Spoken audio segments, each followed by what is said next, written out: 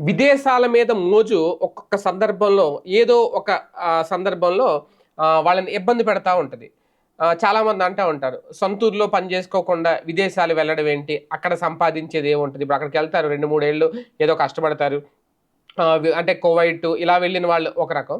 అలాగే అమెరికాకో ఇలాగా ఇక్కడ ఈ కంట్రీస్‌కి వెళ్ళి ఒక పక్క చదువుకుంటూ, అక్కడ ఉద్యోగాలు చేసుకుంటూ వాళ్ళు ఏదో కష్టపడతా ఉంటారు. అయితే తాజాగా ట్రంప్ సర్కార్ వచ్చిన తర్వాత తీసుకున్న నిర్ణయాలతో ఇప్పుడు వాళ్ళందరూ కూడా అంటే వీళ్ళందరిని ఇప్పుడు అక్రమ వలసదారులుగా గుర్తించి వాళ్ళందరినీ మళ్ళీ తిరిగి పంపించేస్తున్నారు. ఇమిగ్రేషన్ అధికారులు ఎప్పటికప్పుడు ఈ పర్యవేక్షణ అయితే చేస్తున్నారు, పరిశీలిస్తున్నారు. ప్రధానంగా భారత రెస్టారెంట్లు ఏవైతే ఉంటాయో అమెరికాలో అందులో ఎక్కువ తెలుగు వాళ్ళే పనిచేస్తూ ఉంటారు.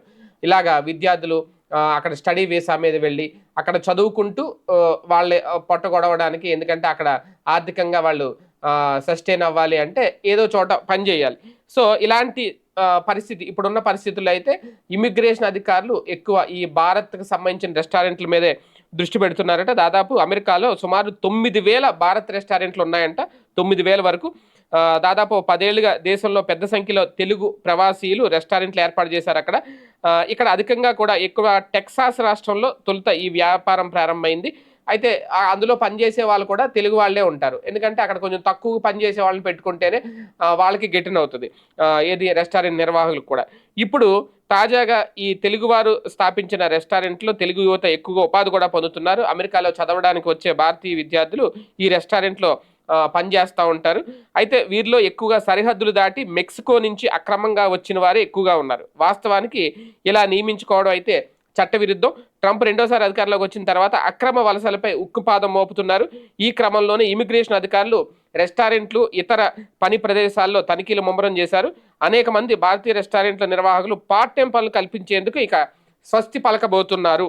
దీంతో ఒక రకంగా ఈ పనుల మీద ఆధారపడిన విద్యార్థుల పరిస్థితి ఏంటనేది అర్థం కాని పరిస్థితి డోలాయమానంలో పడింది. అలాగే ఇమిగ్రేషన్ అధికారులు కూడా తనిఖీలు నిర్వహించి ఇటువంటి వాళ్ళని ఇమీడియట్‌గా పట్టుకుంటున్నారు. వాళ్ళు అక్కడి నుంచి పంపేస్తున్నారు. కేసులు కూడా నమోదు చేస్తున్నారట. అంటే ఒక రకంగా ఇది ట్రంప్ తీసుకున్న నిర్ణయంలో భాగంగా అధికారులు పనిచేస్తారు. అదే నేపథ్యంలో ఈ రెస్టారెంట్ నిర్వాహకులు కూడా ఎందుకంటే వాళ్ళని తీసేస్తే తక్కువ రేటుకి పనిచేసే పని వాళ్ళు దొరకరు. అక్కడ అమెరికాలో ఉన్న వాళ్ళని పెట్టుకుంటే వీళ్ళకిచ్చే డాలర్స్‌కి వాళ్ళు పని చేయలేరు. అప్పుడు రెస్టారెంట్ నడపడం కూడా చాలా ఇబ్బంది అయిపోద్దనేది నిర్వాహకుల బాధ. ఏది ఏమైనా ఇప్పుడు అక్కడ అమెరికాలో ఉన్న ఈ ప్రవాసాంధ్రులు ఎవరైతే ఉన్నారో అక్కడ పనిచేస్తున్నోళ్ళు భారతీయులు ఎవరైతే ఉన్నారో వాళ్ళు క్షణం ఒక యుగంగా గడుపుతున్నారు అనేది.